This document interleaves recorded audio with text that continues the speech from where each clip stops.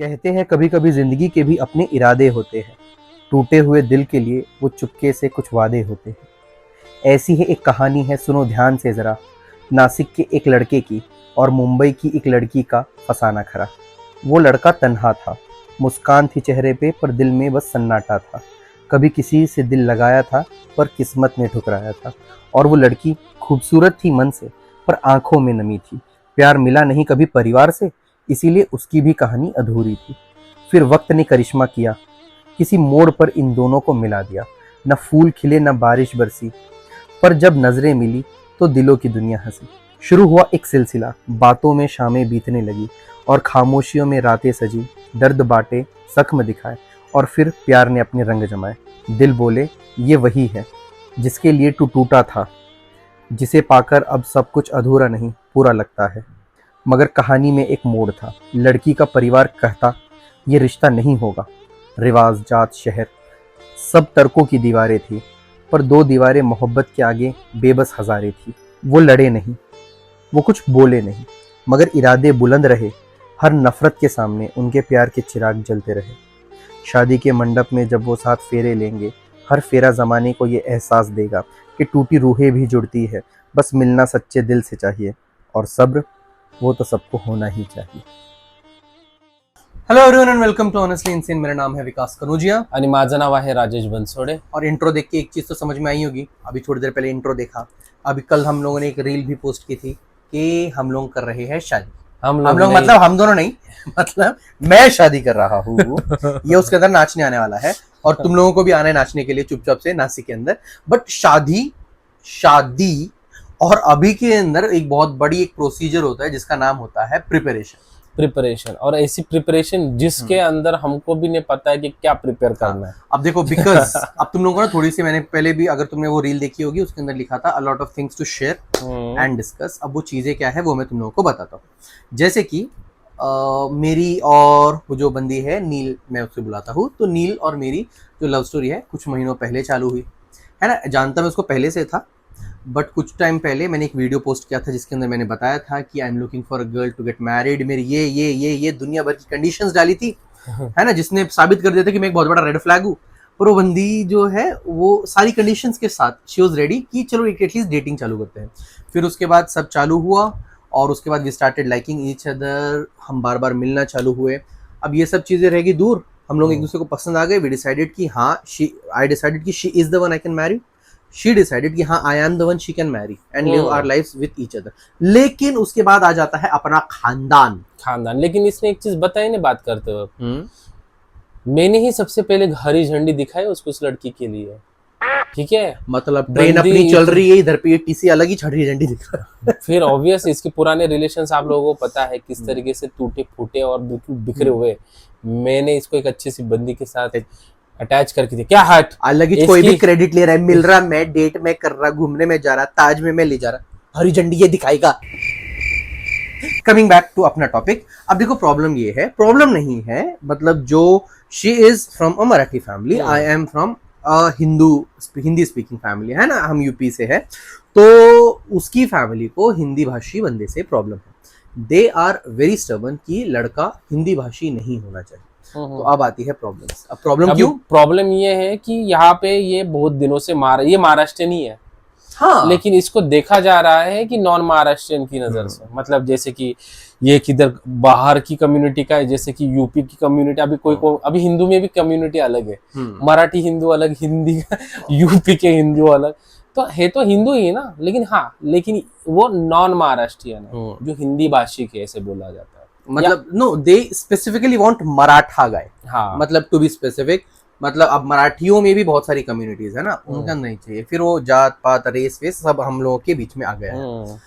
अब सवाल ये उठता है कि मैं और वो तो हमेशा बस करनी है शादी। So even she is very keen, चलो हम लोग लव मैरिज कर रहे हैं तो ऑब्वियसली अगर कोर्ट मैरिज भी कर लिया तो कुछ प्रॉब्लम नहीं होनी चाहिए। I am completely fine with it. उसकी मॉम भी बोल रही है तुम लोगों को अगर शादी करनी है तुम लोग कोर्ट मैरिज कर लो, हमें कोई लेना देना नहीं है ना। बिकॉज शी ऑल्सो नोज की उसकी फैमिली अगर सपोर्ट करने ही नहीं वाली है और उनकी बेटी शादी करने ही वाली है, तो फिर कोर्ट मैरिज हो या फिर प्रॉपर शादी हो तो फिर क्या फर्क पड़ रहा है। उन्होंने बोल दिया कि तुम कोर्ट मैरिज कर लो, हमको कोई लेने देना नहीं उससे।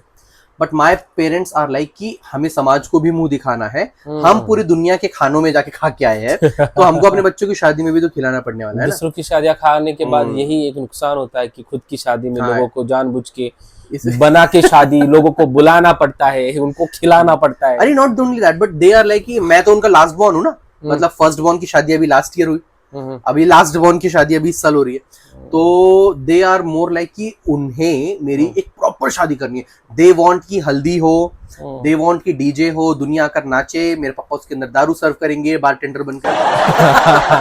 नॉट दैट, बचपन की ख्वाहिश अंकल की। अरे मेरे पापा उधर पे नॉट दैट, बट कि दे आर लाइक कि उनको अपने फ्रेंड्स को पार्टीज देनी है, फिर एक शादी होनी चाहिए, फिर उसके बाद एक रिसेप्शन देना है, उनको एक ऐसे प्रॉपर शादी करनी है। अब एक और क्या है ना, शादी तो कर रहे हैं, खर्चा करना है मुझको। हाँ, तो मैं तो बोल रहा हूँ इसको खर्चे बचा, कोर्ट मैरिज कर, मैं आता सिग्नेचर करने के लिए, मेरे से अच्छा बंदा मिल ही नहीं सकता। मैं तो इनको भी बुला लूंगा, ये लोग आ जाएंगे शादी के सिग्नेचर करने के लिए। आपने ये सारे इतने 1000 सब्सक्राइबर आके सिग्नेचर करके जाएंगे। यू नेवर नो, 5 चाहिए अपने को। हाँ, तो first come first serve petition file करनी पड़ेगी, वो जो आता है ना इंस्टा के ऊपर, आप यस करके पिटीशन पे साइन कर दो करके। तो अब तुम लोग समझ गए ना प्रॉब्लम्स क्या क्या है। मतलब कि लड़की के घर वाले वांट की कोर्ट मैरिज कर लो, तुम लोग लेके जाओ लड़की को, हमारा कोई लेने देना नहीं है। माय पेरेंट्स आर मोर कि हमें प्रॉपर शादी करनी है। अब प्रॉब्लम पता है क्या क्या हो रही है, जैसे कि अगर मानो हम प्रॉपर शादी करते हैं, बट सिर्फ लड़की को ले जाकर हम प्रॉपर शादी कैसे करेंगे? लड़की की तरफ से कुछ लोग तो हो, मतलब for example we will have to, अगर हमें कुछ फंक्शंस परफॉर्म करने, लड़की को हल्दी लगनी है, तो उसकी तरफ से होने वाले फंक्शंस कंडक्ट करने के लिए फैमिली मेंबर्स ही चाहिए होते हैं ना। वो सब कैसे अरेंज होने वाला है पता नहीं। लेट्स से लड़की के अगर दोस्त भी आ जाते हैं, या उसकी सिर्फ मॉम और उसकी सिस्टर्स आ जाए, तो भी वो 10 लोग मिलकर भी सिर्फ नील का अगर हल्दी वल्दी कैसे अरेंज कर पाएंगे, या अगर हमने अरेंजमेंट भी किए वो 10 लोग मिलकर क्या ही उसकी हल्दी कर पाएंगे, ऐसा मेरे डाउट। मैं तो सोच रहा हूँ कि मैं ही उसका घर ये बन जाता, लड़की वाले बन जाते, वाले उसके फैमिली रिलेटिव्स बन जाता हूँ। तुम लोग लड़की वाले बन के आ जाओ, ऐसा मुझे लगा। नहीं, मैं ही उसका मतलब कन्यादान के वक्त में मेरी फैमिली, मेरी माँ तो बहुत अच्छे से उसको ये करेगी, मतलब आई डोंट नो, रोएगी भी, जैसे कि उसके साथ ही बड़ी हुई है बचपन से। तो दोस्तों अभी तुम लोगों को समझ गया होगा प्रॉब्लम क्या क्या है। अब नासिक में अगर शादी अरेंज भी करनी है, अब मैं दोनों साइड के खर्चे कर रहा हूँ, तो मतलब मुझको रिसेप्शन, हल्दी, डीजे, बारात, 2 दिन का करीब 100 मेंबर्स का खाना, दोनों दिन के 3 टाइम का खाना, ये सब मुझको अरेंज करना पड़ने वाला है। अब ये सब में कैसे अरेंजमेंट्स होने वाला है आई डोंट नो, और यही सब जो प्लानिंग है, this is what I want your feedbacks in for, है ना, क्योंकि मुझे तुम लोगों के फीडबैक की बहुत जरूरत पड़ने वाली है। जैसे अगर 2 दिन में कर रहे हैं हम लोग, तो मेरे भाई का क्या हुआ था ना कि पहले रिसेप्शन के लिए उनको बिठा दिया गया, और उसके बाद मुहूर्त था उसका 10 बजे का रात को, तो 10:30-11 बजे वो लोग गए थे। तो अब हम लोगों का प्लान है कि आफ्टरनून में शादी करेंगे, फिर रात को रिसेप्शन करेंगे, फिर उसके बाद सब अलग अलग निकल जाएंगे। एक दिन पहले हल्दी होगी, डीजे होगा, बट अगर कॉस्ट कटिंग करनी है तो फिर भाई वाले एक पैटर्न यूज कर लेते हैं। तो too much things going on. और वैसे भी ये शादी जो है हिंदू पद्धति से ही होना है, हिंदू के रीति रिवाज के हिसाब से। निकाह कर लूं क्या? तू मुझे कबूल 3-4 वैसे तो तुम लोग 10 बार बोल चुके हैं कबूल है। हाँ तो लेकिन अगर ऐसा कुछ होने वाला तो गाइज हमें आपके सजेशंस की बहुत जरूरत है कि आप बताओ, आपकी जिंदगी में आपने कुछ ऐसी शादियां देखी रहेगी ना अच्छी वाली, लेकिन कम बजट वाली हुई है, और कुछ एक्सपीरियंस रहेंगे आप लोगों के, कुछ आपके दिमाग में आइडियाज रहेंगे, तो हमको कमेंट सेक्शन में लिख के भेजो। तो अभी हम लोग यही ट्राई करने वाले हैं, और यही आगे के व्लॉग्स रहने वाले हैं। अब this was the first vlog ना, so I wanted you to know कि हमारा सीन क्या चल रहा है।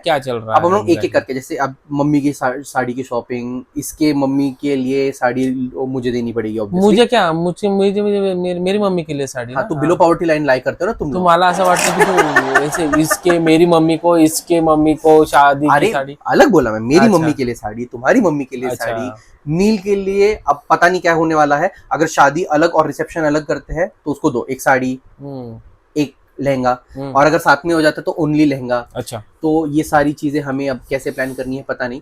तो अब I want you your help as in पैसा मत देते बैठना। हाँ, आई वांट योर सजेशंस की कैसे कम कॉस्ट के अंदर एक अच्छी फन लविंग मैरिज हो सकती है। एंड अब कम कॉस्ट मतलब कि ये मत बोलना 25 लाख, ओनली 25 लाख, है ना, नॉट दैट। मैं तो 25,000 में सोच रहा हूँ। मैं तो सोच रहा 1000-1500 में किधर जाके हाँ, वो सिग्नेचर मार कोर्ट के मैरिज बस। का अच्छा प्लान था मेरा। पता है, वो तो अनफॉर्चुनेटली फॉर्चुनेटली जो भी हो, मेरी मम्मी हमारे साथ रहती है, नहीं तो मैं तो सुमड़ी में शादी करके घर पे जाके बाद में बताता शादी हाँ हो गई। ना, डायरेक्ट मैं तो हार पहना के तुम लोगों को लेके जाता वहां पे और आंटी को बता देते सरप्राइज आपकी बहू आई है। लेकिन वैसे हो ही नहीं पा रहा है क्योंकि आंटी यहाँ पे तो सारे के सारे राज इधर ही खुल जाते हैं यस। आमने सामने।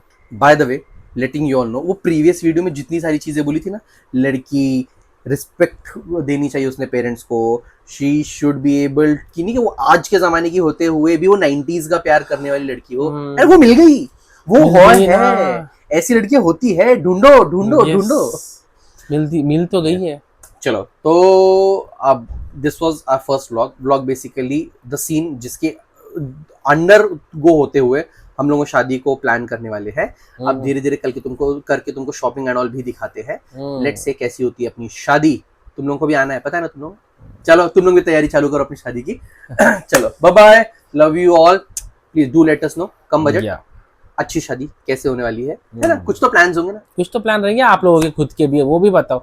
शायद आप ना कर पाए, हम कर गए। Yo bye bye, bye bye, take care, love you all. Love you all.